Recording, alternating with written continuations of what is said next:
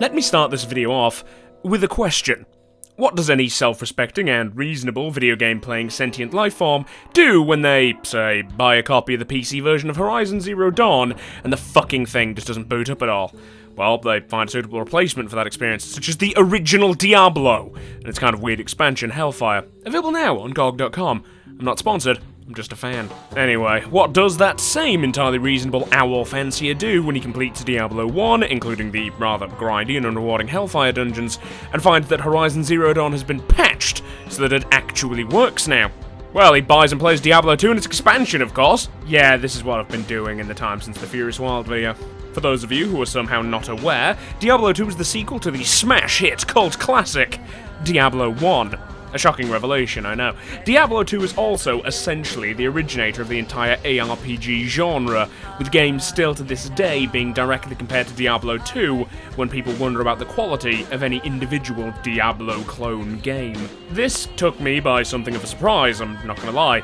When I booted up Diablo 1, I'd rather expected that that would be the beginning of the genre, only to find the thing honestly seems more like a glorified tech demo for the full game that would be Diablo 2, which itself seems unlikely since Diablo 2 came out a full 2 years after Diablo 1, and this was the bleak, grim, and distant past of the late 90s and early 2000s, in which game development honestly didn't take that long. Diablo 1 is literally a single town, and unless you count the kind of iffy Hellfire expansion, a single 16-level dungeon.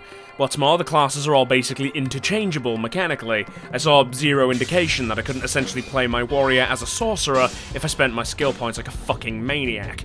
I could be wrong, but I don't care to check. It does amuse me that Diablo 1 has essentially the exact same structural premise as Torchlight. One town with some vendors and one big dungeon. Chalk that up as 2 franchises that Torchlight copied its notes from. Okay, well I've spent the majority of this introduction talking about Diablo 1. Let's actually introduce the subject of the video, shall we?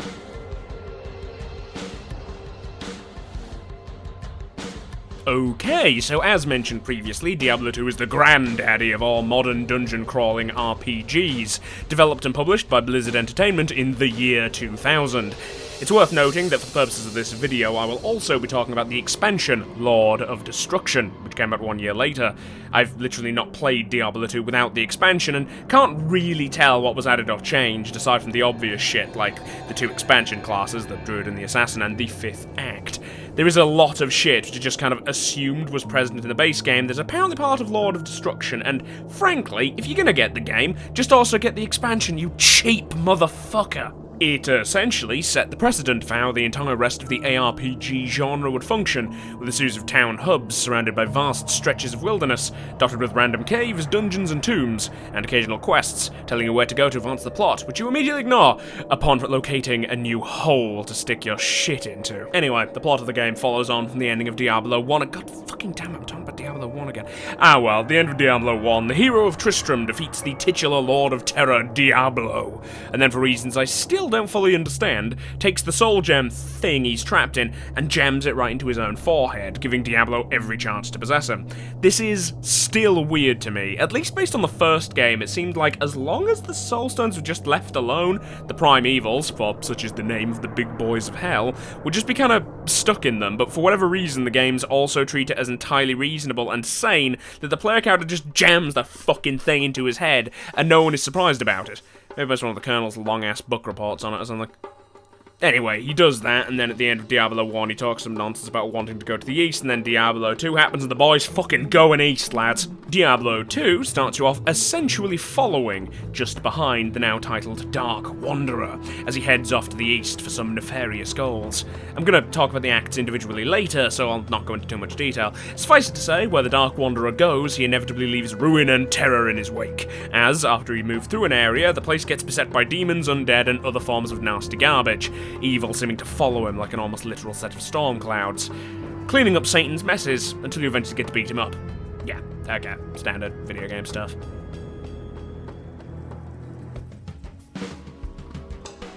Much like Great Britain itself, Diablo 2 is deeply, deeply concerned with class. While Diablo 1 only had the 3, or 4 if you're being spicy, classes that ultimately were essentially an initial stat line more than anything else, Diablo 2 as a whole 5, or again 7 if you're being spicy. which we are. Character classes to pick from. From left to right, these are the Amazon, Wonder Woman's miraculously less heterosexual cousin. The Assassin, Wonder Woman's miraculously less heterosexual cousin's dom girlfriend. The Necromancer, Kel'Thuzad on a gap year trip. The Barbarian, the Ghost of Sparta, dad of boy, and other jokes about Kratos. The Paladin, a fucking narc. The Sorceress, an e-girl streamer. And finally, the Druid, King Mulu from the last video. These classes are then grouped by socio-economic class, thusly. First are the lower classes, these being the Barbarian, Amazon, and Assassin.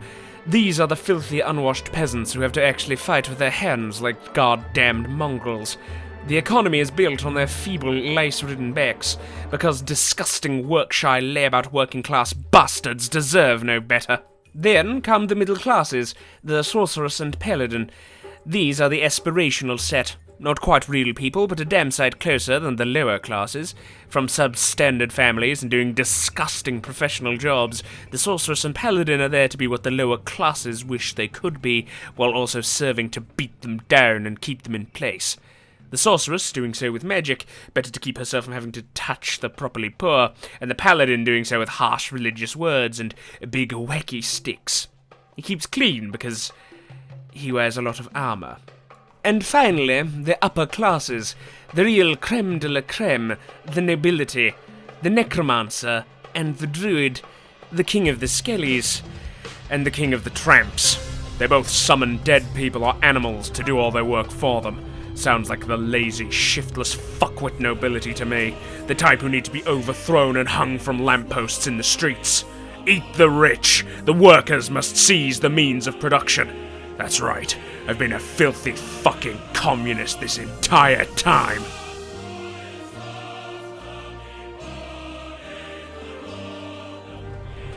Okay, so gameplay. You click on enemies until you get carpal tunnel. Thanks for watching the video, everyone. I kid, but to be honest, this section's gonna be relatively short. One, because the character classes section was its own thing a moment ago. And beyond that, like, there isn't much to say. It's Diablo. We know what the fuck Diablo is. The core loop of the experience is wandering around, killing things and looting chests, having 99% of that loot be useless to you because the stats don't work with your build, or an obnoxiously large amount of the time, the objects are class specific and you can't even equip them. Seriously, playing my Druid, it feels like half the drops I get are zombie heads for the Necromancer, wrist blades, and fucking axe fists for the Assassin, and strange bone-based headgear for the Barbarian.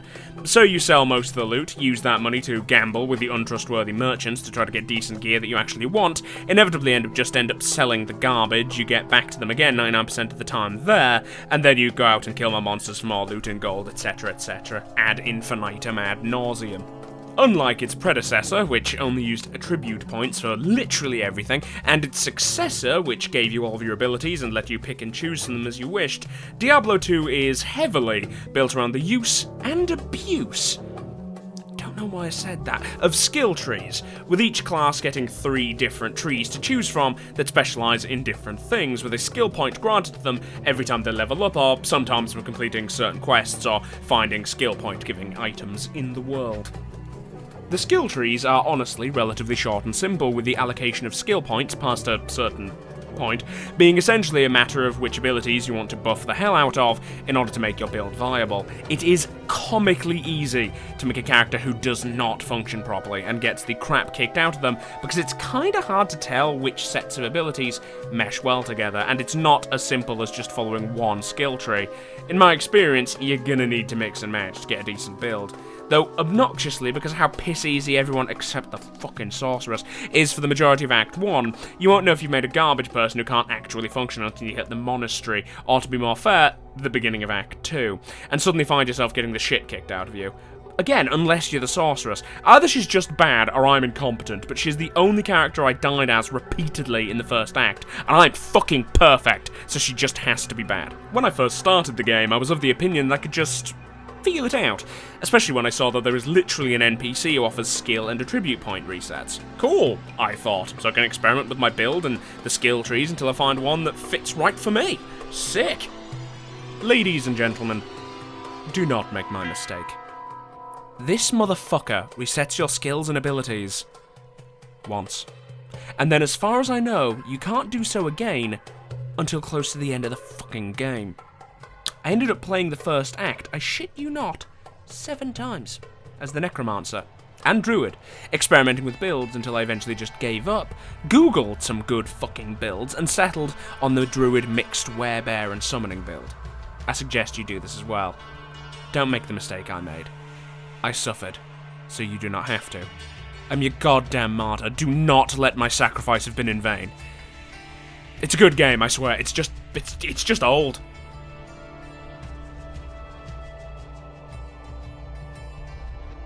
Okay, so, true story here. I had written about 4 entire pages of... Let's be generous and call this a review. And then I hit a massive roadblock of me just not knowing how to structure the damn thing. Had a lot of goofs that were specific and hard to fit into the general sections, but one night I was struck with some fucking inspiration and...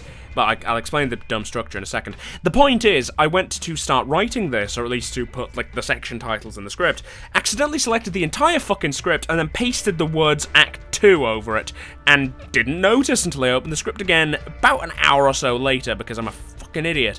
This is all a long-winded way to say that I deleted my entire fucking script, and this is the second attempt. I didn't even try to write it from memory, I just basically wrote a new and probably worse script. Anyway, I'm now going to go act by act, spewing out my thoughts on specific shit from each. In the first act, we are dropped rather unceremoniously into the camp of the bafflingly named Rogues, a female monastic order of some form. I'm not gonna lie, I'm not exactly sure what's going on with this lot. I mean, I assume they're religious, but rogue implies... you know, untrustworthy criminal sort. And based on the hirelings you can get from them and the now possessed rogues you fight, they essentially seem to be the Amazon class as a group. Warrior women with spears and bows. I've got no fucking clue, dude. Your goal is to get the fuck out of Dodge so you can follow the Dark Wanderer, but in order to do that, you need to clear out the demon Andariel, who has taken residence in the Rogues Monastery, which I just realised is even weirder, because monastery implies male because monks. Surely it'd be a nunnery. Anyway, you need to kill the demon, live in there, and clear the way to the east. Also, Andariel sounds like an elf from Lord of the Rings. I can't be the only person who thought that. Also, you need to rescue a fake old man from a cage in the main town from the first game, and steal a dead, crippled boy's leg. I'll just tell you what this is for, because I realised I don't actually bring this up again in the entire script. It's for the cow level. I didn't do it. I couldn't be arsed. The environments present in this act are almost exactly what I think of when I hear the name Diablo. Big, grim fields full of horrible ghosts and ghoulies galore, followed by caves full of... well, the same shit, and old decaying crypts filled to the brim with skeletons and more actual ghosts. Then great dark cathedrals and fortresses full of horrors and nightmare beasties. Classic gothic horror fantasy. And thus, classic Diablo. Though some of the enemies are just a wee bit peculiar, these goblin, imp, demon things have like 17 different names, although to be fair, every fucking enemy has like 17 different names, but they just remind me of Jawas. I know they don't look like them, but their weird shouts and noises just make me think of them. Maybe that's why Jawas wear hoods. They look like tiny mini Satans under there. Perhaps it's all just the child form of that one race of just actual cartoon devils that exists in Star Wars.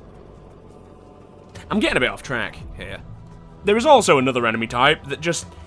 I don't know what the fuck it is. The gargantuan beasts, or yetis, or whatever. The fuck is it? It looks like a pile of garbage and hair with a face. It looks like wherever the fuck Sweetums from the Muppets was spawned from. It looks like the big purple fucker from Foster's Home for Imaginary Friends if he was redesigned by a fucking lunatic. It looks weird and non-specific and it throws me off. Although, to be fair, it is big and vaguely beasty, so yeah, I guess it is a gargantuan beast, but that doesn't help. Anyway, save the demon, kill Cain, and then the monastery is open, we can fuck off to the east, and Act 2! Unlike Act 1, Act 2 actually opens with a cutscene to lend us a bit of context, and to give us a nice look at the Dark Wanderer, finally. Got to say, kinda disappointed. I mean, it's my understanding that this heavy metal Skeletor motherfucker from the box art of the original release is the Dark Wanderer, and this is a much better design than this lumpy bastard. It looks like the cousin of the Nameless One from Planescape Torment. Oh, wait, hold on, there is a cutscene for the start of the game. It just doesn't play at the start of the game for some reason. That's weird. Moving on. We arrive at the sunny city of Lutgalain, which I've spelled entirely incorrectly, but it doesn't matter, because this is a script. A vaguely Arabian port city, only to find that, much like before, the place is being utterly befouled by the evil garbage left behind by the Dark Wanderer's passing. This chap, who I assume owns the place owing to his fancy shoes, top-tier voice acting, and incredibly suspicious guards, We have been under siege by an evil power. You may not pass. asks us to look into it and to try to help deal with all the monsters and such, sending us to the tavern keeper for a job which sends us straight into the sewers. The first thing we face is more skeletons, which really begs the question as to why there were so many dead bodies in the sewers in the first place. We start getting faced with some peculiarities. The first of which are not the Ratmen, though honestly they're so small and quick I can barely see the fuckers, but rather the actual boss monster of the sewers, this tall Egyptian monster mummy guy, whose name I forgot while writing the script, because I don't think it's mentioned until you kill him. Rudiment, return to dust. Which begs the question, how the fuck did the druid know his name? Because the tavern keeper sure as shit did not mention it. Once that's done, we get the actual goal of the act, stopping the Dark Wanderer, which at this point everyone just finally agrees is Diablo, from releasing another of the big scary devil lads, Baal, from the head of a dude in a tomb. Again, still not sure why these guys, who seem to be fine being trapped in gems, suddenly need to be trapped inside of entire dudes, but there you go. In order to do this, we need to do a lot of shit involving the word Herodric. The lost Herodric scroll, the last living Herodrim, the Herodric runes, Herodric mages, Herodric staves, Herodric staves, Herodrim, Herodric staff. Christ, Kane, bring it down a notch, please. Anyway, it's a lot of tomb raiding, which takes us out into the deserts and straight into a pile of weird fucking enemies. Giant bipedal bug monsters? Got it. Bafflingly and kind of disturbingly half-anthropomorphized vulture men? Those are here too. Kind of look like Skeksis with dwarfism. Tall, skinny Goros from Mortal Kombat? Got you covered, boy. And... Ooh-woo? Cat... fuck. Ooh-woo? What's this? Cat women? And snake dudes too. Shit's a bit weird out here. Ah, fuck. Also... Look, there comes a point at which this conceit of us running around cleaning up after the messes left behind by the Dark Wanderer gets a little bit forced. I mean, these snake dudes are called claw vipers, and there's literally a temple for them where they live, and a valley named after them. There is no way on God's green earth that these fuckers weren't already here. Now, I believe that Diablo took a bite out of the sun to turn it into nighttime, and you need to go into the temple to fix it. Sure, but all these fucking things were clearly already here before he arrived. Hey, Turbo McFancy how about you actually protect your fucking city? This place was clearly being besieged by these anthro bastards long before I or Diablo got here. Sort your shit out. Bone Warrior. Also, fuck the Arcane Sanctum in general. Once you get over the sudden wild change of scenery, you realise you're in an annoying-to-navigate, repetitive set of generic stone tiles, sitting on an old fucking Windows screensaver, which goes on for fucking ever. It's boring, and it sucks. Anyway, find the tomb, blow a hole in the wall, beat up an beast slug monster, and realise that Baal isn't fucking there, and neither is Diablo. Exactly how the Dark Wanderer got in, I'm not sure. I mean, we need to blow a hole through a wall, but he just kind of walks in through a door in the cutscene. What the hell was that door? Why couldn't I just go through there? Oh well, it's time to get on a boat and try to find him elsewhere. To the swamp, lads!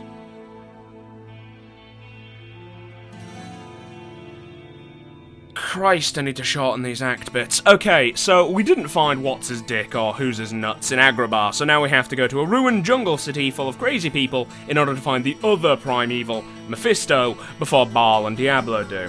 Fun times. Also, Mephisto has got genuinely the silliest name out of the primevals, and one of the primevals is just the Spanish name for Satan. It really took me by surprise that as soon as you leave the town to go adventuring, the Dark Wanderer is just sort of stood there. And can't attack the bastard. Hey, game, you put fucking Diablo in front of me, and I had him just stand there and slowly walk for a bit. I had every opportunity to hit him. Come on, what is this shit? Let me beat the man to death. But No, he just summons some slugmen and fucks off. Like a coward. Most of the enemies here seem fairly reasonable. Giant mosquitoes, the same beast things from Act 1, and fetishes. Like little living tiki mask guys. Okay, so that's not as bad as the colonial-era black person stereotype that is Diablo 3's witch doctor, but it's not great either. Much like Act 2, Act 3 is a lot of running around and grabbing a bunch of MacGuffins from a bunch of dungeons until you reach the bad guy. Wasn't kidding when I said I needed to shorten these. Thankfully, none of the dungeons fucked me off as much as the Arcane Sanctum, though the Flayer dungeon does go from a nice easy wander to a maze-like go fuck yourself on the last level. Anyway, run through an Aztec-style ruined city, complete with blood sacrifice altars fucking everywhere, find Mephisto, the Lord of Hatred, and then beat him to death with a hammer, or bat him to death with a big bear paw, depending on your speed, and then the act is done. Moving on.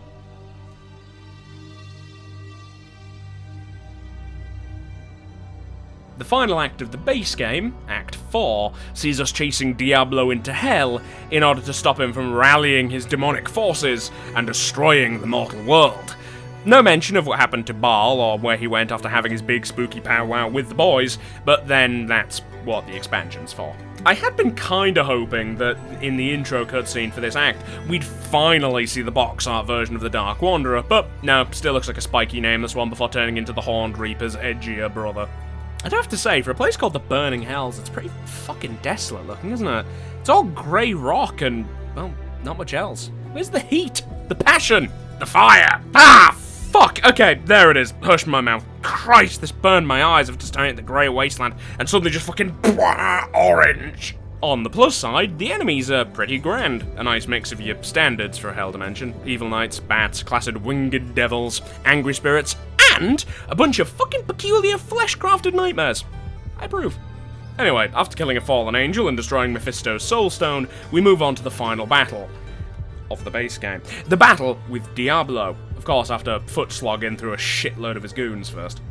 I will say that at this point, for the first time in the game, I felt, underpowered. I'm not sure if my build was garbage or if this was an intentional grinding point, but I just kept running into Diablo only to die, and die, and die, and die, and die. So I, wandered off to, go grind back in Act 3. Also, Diablo really surprised me here. I was expecting, like, a portal or something to the final boss room. Instead, he's just kind of stood there. Just fucking rushes at you the minute he sees you. It scared the shit out of me. This fight took me forever, really. The dude has a single attack worth of shit. This red Sith lightning shit, which just kills you, which combined with the fact that he inflicts cold on you, which is quite literally the most obnoxious status effect I've ever dealt with, and is the direct reason for almost all of my deaths in the entire fucking game, means he can essentially, if not one-shot you, at the very least two-shot you, by reducing you to almost zero health with that attack, and then just fucking headbutting you. It sucks. I seriously went from thinking Act 4, with its fewer quests and only 3 waypoints, would end up being quite short. It ended up taking me longer than any of the other acts. The last dungeon, the Hellish Cathedral Diablo was found in, does look really nice though, real fucking metal, I approve. One assumes that in the base game at this point you'd get an angelic pat on the head and be sent on your way, perhaps with a cookie. But unfortunately for me, I have the expansion, so I've got another act to get through before we're done. I know that kind of makes me sound a bit down on the game. I'm not. Just the Diablo fight was brutal, and I wrote this immediately after finishing it, so I'm a little bit testy. Anyway, Baal is in the barbarian lands trying to destroy a new MacGuffin, the World Stone. I wrote Let's Go in here, like Mario, but I'm not doing that.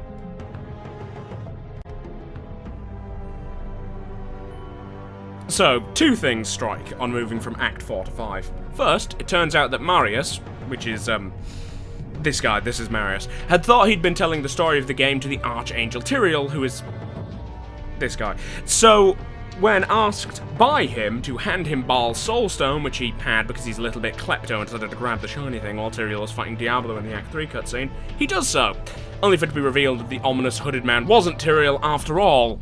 It was Baal.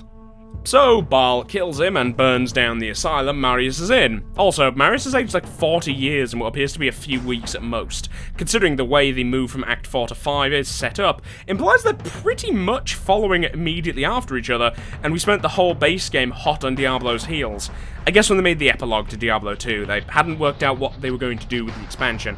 That, or they just didn't care.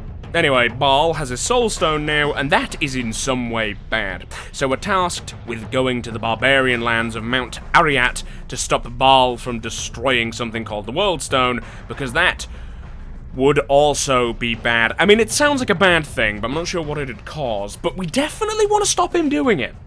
Also, I just wanted to say that I know that the game pronounces his name Baal, but I prefer Baal, huff my nuts. Oh, right, the second thing that strikes is how much better the cutscene animation is for Lord of Destruction. It's on par with the cutscenes from Warcraft 3, I dare say. Far better than this lumpy shite. What a difference a year makes. As with basically other act, we're dropped into the besieged and savage fortress of Harrogate, North Yorkshire, which is under siege by Baal and his swiftly assembled army of demons. As ever, the moment you're plopped into the city, someone is asking for your help to deal with a threat, though the local barbarians here are a tad more surly about you being there, insisting that they can do it themselves, which, to be fair, given the sheer amount of bare-chested he-men and Conans you see when out in the field taking on entire squads of demons themselves, seems like a fairly reasonable assessment. Though, that being said, for being barbarians, these bastards have the most well-built looking and functional seeming settlement we've seen in the game. The only thing that comes close to it is Lut Ghislaine, still spelled wrong, but that place was swarmed with furries and tyranids the second you left the main gate and had sewers chock full of the dead poor. Here, the only threat outside the walls is the literal demon army besieging the place. They, frankly, have their shit together better than almost anyone else, it seems. Maybe everyone else are the fucking barbarians. Luckily for me, the difficulty of the act, at least from the start, is dialed back down, with it relying far less on the kind of cheap rooms stuffed so full of enemies you can't even move that Act 4's final areas love throwing at you, and more of a focus on enemies with peculiar or interesting abilities, such as the teleporting little imp bastards, the slave-driving lashers who turn the bog-standard demons into suicide bombers, and the armor-plated Rhino Man Howders. I fucking adore these things. Look at this stompy boy! Such a good rhino! Honestly, I'm a big fan of the monster designs in this act. They're not so much demonic as much as they're just, like, monsters. Not so much generic, but a force of warlike humanoid abominations. I don't know, I just prefer this kind of aesthetic to the more common demonic vibe the other demons have. To be honest, all of the enemies, and even the townsfolk sprites, just look a lot better in Lord of Destruction. They're more detailed and look a little less claymation. Not sure if it was a matter of more recent technology, a focus on a single act, or a larger budget for less content, but the sprites look less like what they clearly are, relatively primitive 3D models, being rendered as isometric sprites. Instead, they just look good. Anyway, through the course of the act, we barge our silly ass through several distinct lines of demonic siege fortifications, which I assume are the other settlements and forts in the area that the demons have already taken. We dig our way through some ice caves, meet and greet barbarian Judas, before finally reaching the top of Mount Ariat and the World Stone Shrine, though we have to prove ourselves to a bunch of uppity statues first. I'm never a fan of this trope. If these guys were just statues, like pre-programmed guardians or some such, I guess it makes sense that they, like, don't know or care about the fact that we've already killed 2 of the 3 primevals and thus essentially saved the world twice already, and that Baal is inside the temple currently destroying the world, and they just let the fucker pass. But once you defeat the bastards, they talk to you, and it turns out they know who you are, they know who Tyrael is, they know Tyrael sent you, they know who Baal is and what he's doing here, but the fuckers just let him walk in anyway and decided to fight me. I know that it's established earlier that the aforementioned barbarian Judas gave Baal some MacGuffin that would let him get by these guys without a fight, but come on, they are clearly sentient. Or is this one of those cases where good is inexplicably attached to following all the rules, even if it literally destroys the world? Dumb. Fucking dumb statues. Fortunately, they are also pushovers who can barely hurt me, or my new burly friend. Honestly, the difficulty never hits the same kind of spike it did in Act 4. The closest it gets to that is just before Baal's boss fight, when he starts summoning minions that are essentially buffed up versions of notable enemies from earlier acts. Swole Wootini imps, dog-faced wizards, the fucking council members that I didn't mention before from Act 3, who inexplicably kicked my ass then and did it again here. Fuckers chew through my health in the blink of an eye, I don't get it. The Venom Lords from Act 4, who are really not too tough. And then, finishing off with a new enemy type, the Minions of Destruction, who are a nasty combination of insta-killing Conan the Barbarian over there, hitting with knockback and healing. Ended up having to kite the fuckers through half the dungeon trying to split them off from the pack, and then letting them focus on my dear sweet baby bear, while I flailingly whacked at their asses. It took forever, but I did eventually get there. Also, I've not mentioned it before, but I fucking love this bear, dude. He's cute as fuck. Boss fight time. I went into this nervous as shit, basically having flashbacks about the cheap crap Diablo pulls. I was braced for Baal doing something worse. I mean, this is the boss of the expansion, and frankly, the primeval who is winning. So I fought him, and he killed Conan pretty fucking quickly. So quickly, in fact, I stopped bringing him back for subsequent attempts. The bear held out better because he's a very good boy. He's just a very good boy. I just fucking love this bear, dude. He makes like adorable little like snuffling noises. He's great. It seemed Baal's tricks were largely summoning tentacles from the ground to annoy you, punching you for a decent chunk of your damage. For your health. Fuck it, we're just going with it. Throwing waves of fucking cold damage at you, which still ruins my day, and eventually spawning a clone who does all the same shit. He does have a similar two-handed channeled beam attack, which, Jesus fucking Christ, please don't do this to me again, because I swear. Oh, it just saps my mana. I'm a fucking bear. Why would I give a fuck about my mana? He still took me a damn long while and required some thought on my part to beat, but overall, a much more enjoyable boss fight than Diablo, and more complicated than Mephisto, which I realised I never talked about because he's honestly just a pushover that I held M1 on until he died. Once Baal is defeated, Tyrael shows up and congratulates you on doing a murder so successfully, and tells you that you're too late to save the World Stone and that he's going to have to destroy it to stop Hell from getting in, which I thought Baal was trying to destroy it so Hell could get in. I'm not sure how destroying it'll help anything, but I don't care and neither does the game, because Tyrael opens up a portal for you, you leave, and you see the epic conclusion. The fuck? I mean, okay, great, thanks, hurrah for me, Slayer Mulu. But why am I now just awkwardly staring at a shaky render of Cain, of all people? It's not even a cool image, just an old, confused man standing there. It turns out that for whatever reason, the end cutscene of Lord of Destruction doesn't play, and you need to find it in the cinematics menu. There's not much to say about it, honestly. Tyrael prays a bit, the Vampire the Masquerade Bloodlines obfuscate sound effect plays, and he throws his sword at the World Stone, after which it disintegrates into a load of twigs. Then the game ends. I wasn't kidding, the game does not care to explain what that does. Anyway, that's the act, and the game over.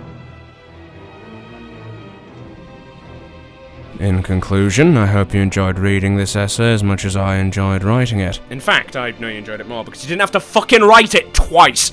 Though, to be fair, I only got as far in as the first 4 pages in the first version of the script, and we're currently on page 10. Yeah, this is a long one. I should probably have some thoughts on the game. It was good. Bit cheap at times, but then what ARPG isn't?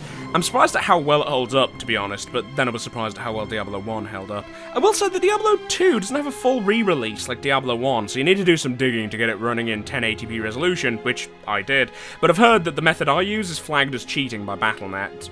Not sure about that, but I didn't try the multiplayer, so I don't know. I would wholeheartedly recommend the game if you like ARPGs, but maybe don't buy it from Blizzard directly. 20 quid for this game, and this game being this old, it's a bit pricey, so it might be worth looking into some alternate suppliers of copies of the game.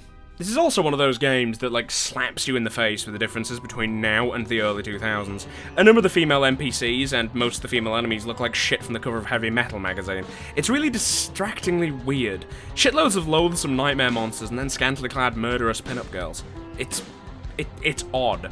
I mean, even the female player characters are like that. None of them wear any fucking trousers. Like, none of them. Anyway, I'm done now. I'm sick of the sight of Diablo 2. Good God. Nothing makes a game stop being fun like having to record the entire thing and writing a big dumb essay about it.